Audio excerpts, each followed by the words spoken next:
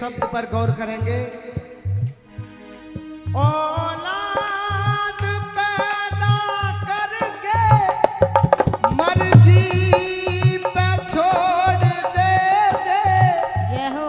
माँ बाप ऐसे एक दिन माथा पकड़ के रोते। औलाद पैदा करके मर्जी पे छोड़ दे दे, माँ बाप ऐसे एक दिन माथा पकड़ के रोते। बच्चों को शुरू से ही, जय हो। बच्चों को शुरू से ही रखते जो निगरानी, उस घर कभी न आए कोई भी परेशानी। जिस घर में एक दूजे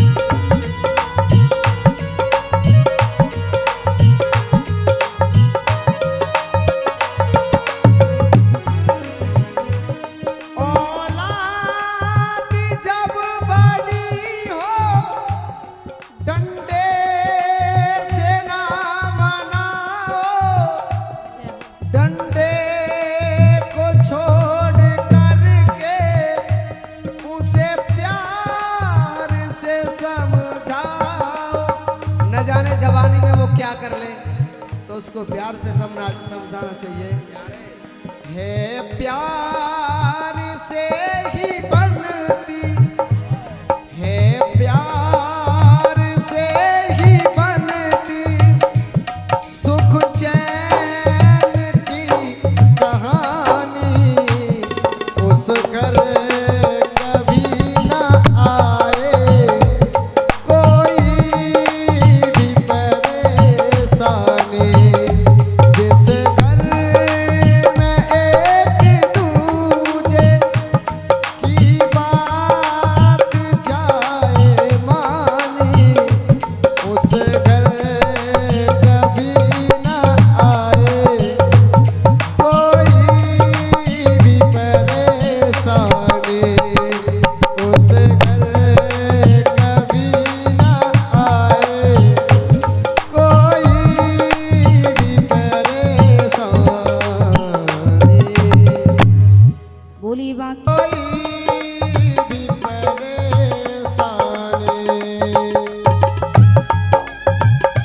भाव से ताली की सेवा करते हुए।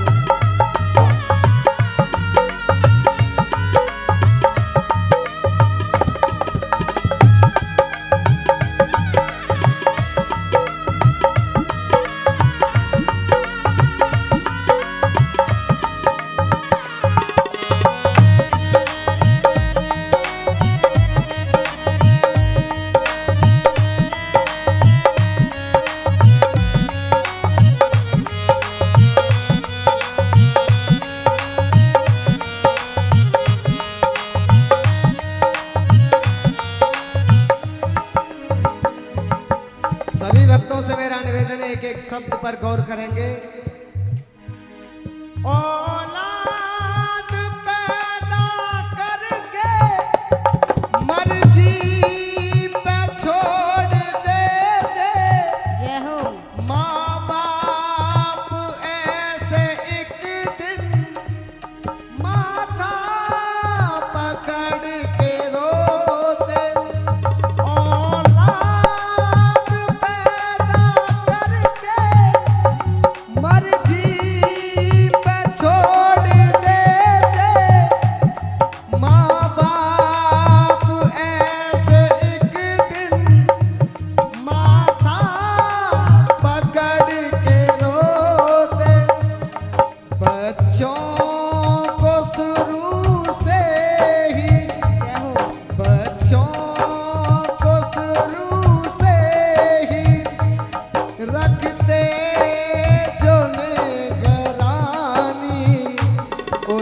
घर कभी न आए कोई भी परेशानी, जिस घर में एक दूजे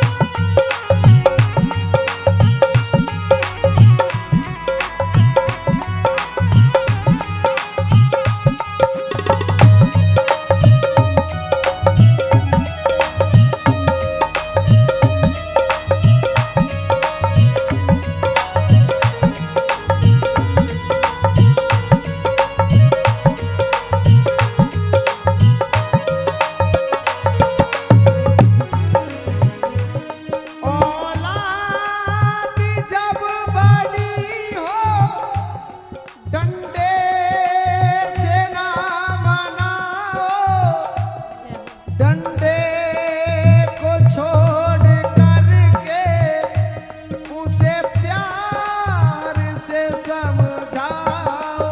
न जाने जवानी में वो क्या कर ले, तो उसको प्यार से समझाना चाहिए।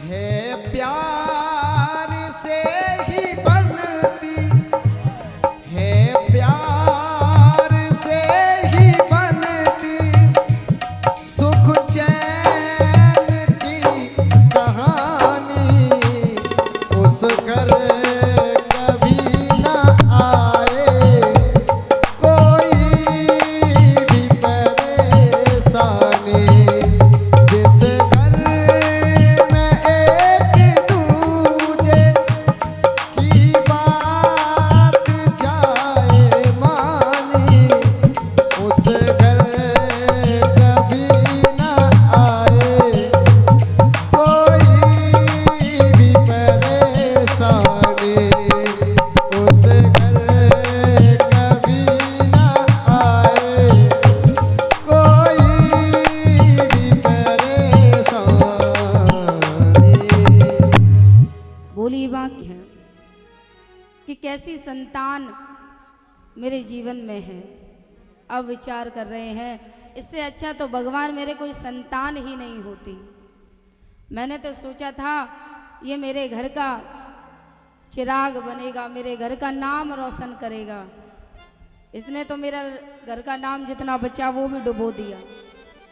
अगर मुझे बालक देना था तो ये गोकर्ण जैसे देते, पर उन्हें क्या पता कि असल में गोकर्ण जी ही तुम्हारे पुत्र हैं। आज बड़े दुखी हैं।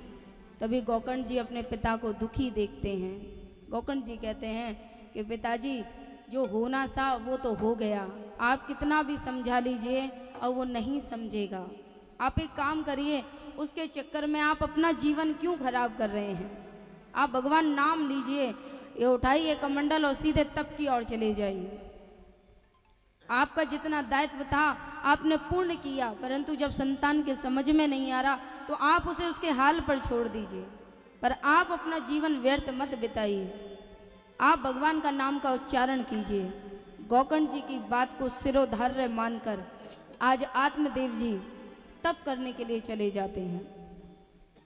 आत्मदेव जी ने प्रयास किया कि मैं भी धुंधकारी को समझा देता हूँ, परंतु धुंधकारी के कुछ समझ नहीं आया। धुंधकारी कह रहे हैं गोकर्ण जी से कि भैया अपनी राजनीति अपने पास रख, अपना ज्ञान अपने पास रख, मुझे मत समझा। गोकर्ण जी महाराज ने कहा अगर तेरे नहीं समझ में आ रही, उसे उसके हाल पर छोड़कर खुद तीर्थ यात्रा के लिए चले गए। 1 माह की तीर्थ यात्रा के लिए गोकर्ण जी महाराज चले गए। अब घर में कौन रह गया? धुंधली और धुंधकारी। आज धुंधली भी बड़ी दुखी है, जो अपने शरीर से बड़ा प्रेम करती है। आज वो भी दुखी हो रही है कि भगवान कैसी संतान मेरे जीवन में दे दी। खोटी करनी जो करें सो पीछे पछताए, पेड़ बोए बबूल के तो आम मिलेंगे न। शुरुआती में ही तुमने भैया बबूल बो दिया, प्रयास कर रहे हो आम एक आधा निकले तो सही, आम कहाँ से निकलेंगे उसमें? आपकी करनी ही खोटी थी। इस शरीर को बचाने के लिए आपने पुत्र भी ब्याज पे ले लिया, उसका सौदा कर दिया। आज वो दुख, पुत्र बड़ा दुख दे रहा है। प्रधान ईश्वर चिरा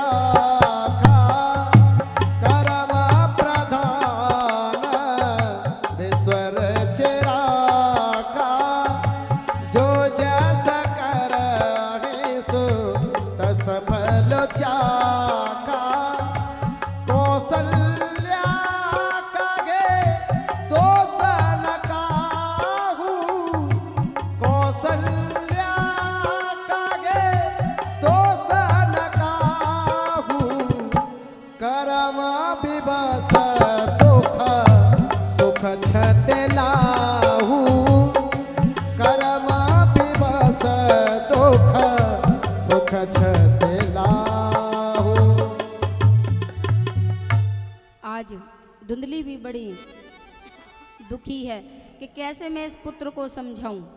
अभी तक तो धुंधकारी वैश्याओं के साथ बाहर गमन कर रहे थे, परंतु अब तो एक एक करके घर में भी लाना प्रारंभ कर दिया। ये चीज़ देखकर धुंधली को रहा नहीं गया, उसे सहन नहीं हुआ। आंगन में देखा कुआं है, उसी में ही छलांग लगाकर अपनी आत्महत्या कर ली। जो जैसा करता है वो वैसा फल अवश्य प्राप्त करता है। धुंधली ने आज अपनी आत्महत्या कर ली। अब बस धुंधकारी अब पूरा तरीके से निडर हो गया। अब मुझे कोई रोकने वाला नहीं है, कोई टोकने वाला नहीं है।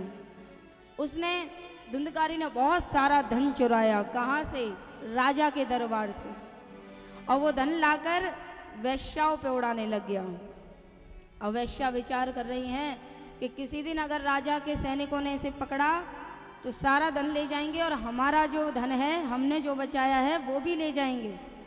इसलिए इसको मार डालना चाहिए, क्योंकि अब इसके घर में तो कोई है नहीं और ये घर पर हमारा भी कब्जा हो जाएगा। वैश्याओं ने अपने मन में ये ठानी है। तो क्या किया है? रात्रि में जब धुंधकारी सो रहा है तो सभी वैश्याओं ने उसे चारपाई से बांध दिया है। दोनों पैर, दोनों हाथ बांध दिए उसके, और एक पैना चमकदार छुरा लेकर उसकी छाती पर वार किया है और उसके प्राण पखेरु उड़ गए। परंतु उसकी अकाल मृत्यु हुई है, इसलिए उसका शरीर शांत हो गया, परंतु उसकी आत्मा उसी घर में भटक रही है। और वैश्याओं ने सारा धन इकट्ठा किया और उसी में कुछ समय रहने लगी।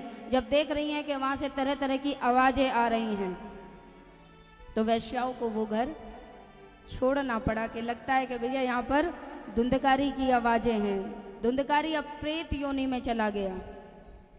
इसलिए किसी ने कहा है कि बनिया मित्र न वैश्या सती, बनिया मित्र न वैश्या सती, कागा हंस न गधा यति। बनिया कभी मित्र नहीं हो सकता, वो घोटाला जरूर करेगा, और वैश्या कभी सती नहीं हो सकती, और गधा कभी यति नहीं हो सकता। इन पे यकीन करना समझ लो खंभ में सर मारना है। तो भैया हंस लो पहले। तो भैया आज वैश्याओं ने सारा धन लिया और छुप छुपाती हुई चली गई। उसी में तड़प तड़प कर उसकी रूह उड़ गई, उसमें प्रेत योनि में चला गया है। अब प्रेत योनि भी कोई साधारण योनि नहीं होती, प्रेत योनि भी बड़ी दुखदायिनी होती है। प्रेत योनि बड़ी दुखदायिनी होती है। प्रेत योनि पता है कैसे होती है? शरीर तो उसका बिल्कुल हाथी के समान होता है, और जो उसका मुख, सुई का छिद्र देखा है? सुई का छिद्र जितना छोटा होता है उतना ही उसका मुख होता है। अब उसमें ना वो कुछ खा सकता है, ना कुछ पी सकता है, और ना ही उसमें सांस ले सकता है, और ना ही कुछ बोल सकता है। ऐसी होती है प्रेत योनि। धुंधकारी आज बड़ा दुखी है उस प्रेत योनि में, नाना प्रकार के दुख झेल रहा है, बड़ा उसे पीड़ा हो रही है, भटक रहा है उसी घर में। अब विचार कर रहा है कि कहीं ना कहीं से कृपा हो तो मेरे इस दुख से मुझे कोई निकाले। एक माह का तीर्थ पर गए थे, गौकर्ण जी महाराज आते हैं। जब नगर में प्रवेश करते हैं तो नगरवासी बताते हैं कि धुंधली ने आत्महत्या कर ली और धुंधकारी को वैश्याओं ने मिलकर मार दिया। जब सुना है तो धुंधकार गौकर्ण जी महाराज उनका तर्पण करते हैं और कहते हैं जैसे भगवान की इच्छा। रात्रि संध्या व्यतीत करते हैं, संध्या कर कर और जैसे ही रात्रि में विश्राम कर रहे हैं, आंगन में चारपाई लगा रखी है, उसी घर में विश्राम कर रहे हैं रात्रि में। और जब रात्रि में विश्राम कर रहे हैं तभी उन्हें आवाज़ें सुनाई देती हैं, जैसे भूतों की आवाज़ हो रही है, प्रेत योनि की आवाज़ आ रही हैं। आवाज़ निकालो भैया, कहाँ हो तुम? प्रेत योनि की आवाज़ें आ रही हैं। अब गौकर्ण जी महाराज चारों ओर देख रहे हैं कि भैया कहाँ से आवाज़ आ रही है। चारों ओर देख रहे हैं परंतु प्रेत की आवाज़ें आ रही हैं, खूंखार आवाज़ें देख रहे हैं। पर गौकर्ण जी महाराज अभी भी विचार कर रहे हैं कि आवाज़ कहाँ से आ रही है। चारों ओर देख रहे हैं परंतु ब्राह्मण देवता क्या होते हैं, अपनी चारपाई के नीचे एक लोटे में जल लेकर सोते हैं कि रात्रि में कोई ना कोई राह भटका आ जाए, कोई भी पितर देवता आ जाए तो लोटे में जल रखा हुआ है उनके लिए, वो आकर पी लें।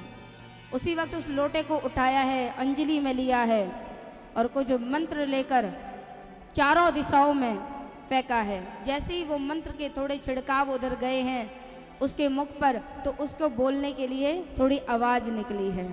अब धुंधकारी कह रहा है, गौकर्ण मैं तुम्हारा बड़ा भाई धुंधकारी हूँ, मैं प्रेत योनि में बड़े पीड़ा सह रहा हूँ, बड़ा दुख में हूँ।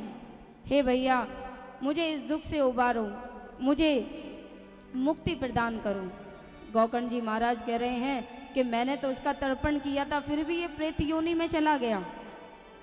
अब मैं ऐसा क्या करूं जो ये प्रेत योनि से मुक्त हो जाए, इसे मुक्ति प्रदान हो जाए।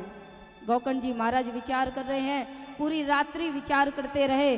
अंत में जब प्रभात बेला आ गई है, सूर्य भगवान को नमस्कार किया है, क्योंकि सूर्य की उपासना करते थे गौकर्ण जी महाराज। सूर्य भगवान को प्रणाम किया है कि भगवान बस आप ही हैं जो मुझे कोई रास्ता दे सकते हैं। सूर्य भगवान ने गौकर्ण जी महाराज को प्रेरणा दी है कि श्रीमद् भागवत महापुराण का आप इसे घर में इसे विराजमान कर धुंधकारी को श्रवण कराओ, क्योंकि श्रीमद् भागवत महापुराण ऐसी है, इतनी प्रभावशाली है कि ये प्रेत योनि को भी मुक्ति प्रदान करती है। झट गौकर्ण जी महाराज ने एक सुंदर आंगन में पंडाल लगाया है और पूरे नगरवासियों में ढिंडोरा पीट दिया कि भैया श्रीमद् भागवत महापुराण हो रही है। अपने जीवन को धन्य समझकर सभी इसमें आमंत्रित हैं, सभी आप इसमें आइए। दूर दूर तक न्योता भेजा है, व्यासपीठ सुंदर मंच बनाया है, ब्राह्मण देवता को बुलाया है। सारे कृष्ण का चंदन तिलक कर कर, भागवत को प्रणाम कर कर, व्यास जी का पूजन करने के बाद जैसे ही गौकर्ण जी महाराज ने श्रीमद् भागवत महापुराण का प्रथम श्लोक बोला है और हरे बांस का एक डंडा जिसमें 7 गांठ बांधी है आह्वान किया है, उसमें अब धुंधकारी उसमें उस 7 बांस के डंडे में आकर समा जाता है।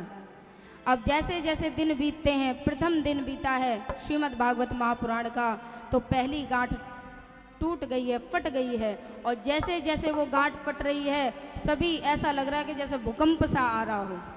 पहला दिन बीता है, पहली गांठ टूटी है, दूसरा दिन आया है, दूसरी गांठ टूटी है, तीसरा, चौथा, पांचवा, छठा और जैसे ही 7वां दिन आता है उसमें से वो 7वीं गांठ भी टूट जाती है, फट जाती है और धुंधकारी सुंदर रूप बनाकर उसके लिए विमान आ रहा है, सुंदर आकाश से विमान आ रहा है।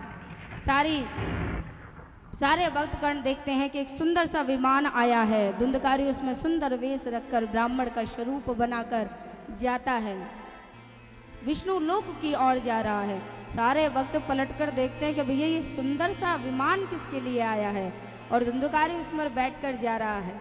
गौकर्ण जी महाराज के लिए भी आया है। गौकर्ण जी महाराज उसमें बैठकर जाने लगते हैं तो एक भक्त कुर्ता पकड़ लेता है, भगवान कहाँ चले, हमारे लिए कहाँ से आएगा विमान। तो गौकर्ण जी महाराज कहते हैं कि देखिए, जिसने भी कथा ध्यान से सुनी होगी उसके लिए विमान आएगा। तुमने नहीं सुनी, तुम्हें तो अपनी चप्पलों पे ध्यान था, तुम्हें अपने घर के लिए ध्यान था कि बच्चे आ गए होंगे ट्यूशन से, उन्होंने कुछ खाया होगा या नहीं खाया होगा, या घर में जाकर कौन सी सब्जी बनानी है। अब एक मैया दूसरी मैया से बोल रही होगी कि भैया घर में तो सब्जी नहीं है, तो बीच में से सब्जी लेकर जाएंगे घर में। किसी ने कथा ध्यान से नहीं सुनी, संसारिक बातों में लगे रहे, इसलिए तुम्हारे लिए विमान नहीं आया। तो भक्तगण कहते हैं भगवान हमें क्षमा कर दो, आप दोबारा हमारे लिए कथा श्रवण कराओ, इस बार हम पक्का पूरा ध्यान से सुनेंगे। गौकर्ण जी महाराज ने पुनः श्रीमद् भागवत महापुराण श्रवण कराया भक्तों के लिए, और इस बार सभी भक्तों के लिए विमान आया है। वैसे कौन कौन चाहता है मुक्ति प्रदान? धीरे धीरे उठाओ कि धीरे धीरे में मुक्ति चाहिए, एकदम नहीं चाहिए। इसमें हमारा साथ देगी ये श्रीमद् भागवत महापुराण, इसलिए बड़े ध्यान से इस कथा को श्रवण करें। आज प्रेत योनि में पड़े धुंधकारी को भी श्रीमद् भागवत महापुराण ने मुक्त कर ले रे, थोड़ा थोड़ा रे हरि का भजन कर ले रे, थोड़ा थोड़ा रे हरि का भजन कर ले रे।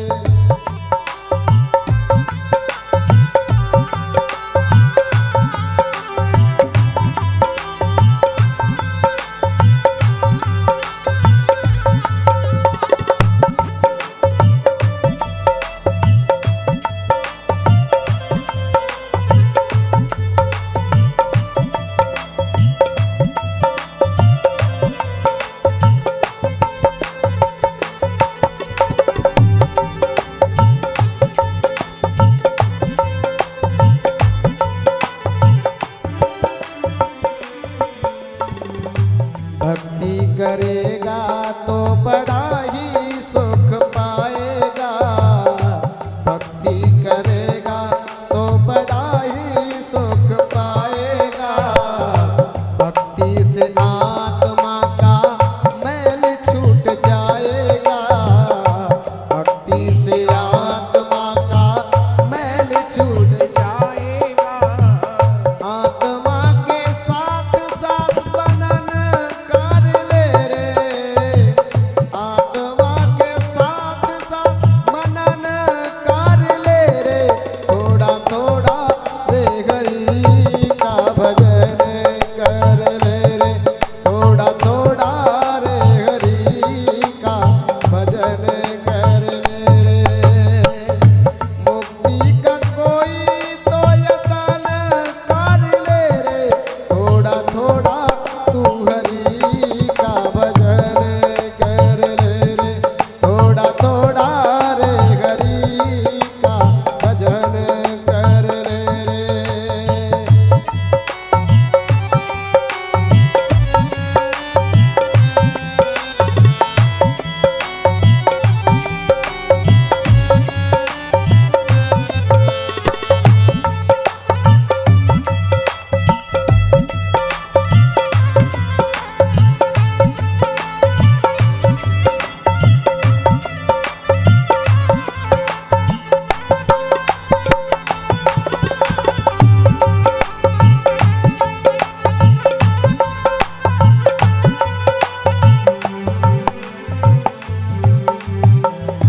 संगत कर अच्छे लोगों की, संगत कर अच्छे लोगों की, दवा मिल जाएगी सभी रोगों की, दवा मिल जाएगी सभी रोगों की। संगत कर अच्छे लोगों की, दवा मिल जाएगी सभी रोगों की। जिंदगी को अपनी चमन कर ले रे, जिंदगी को अपनी चमन कर ले रे, थोड़ा थोड़ा तू हरि का भजन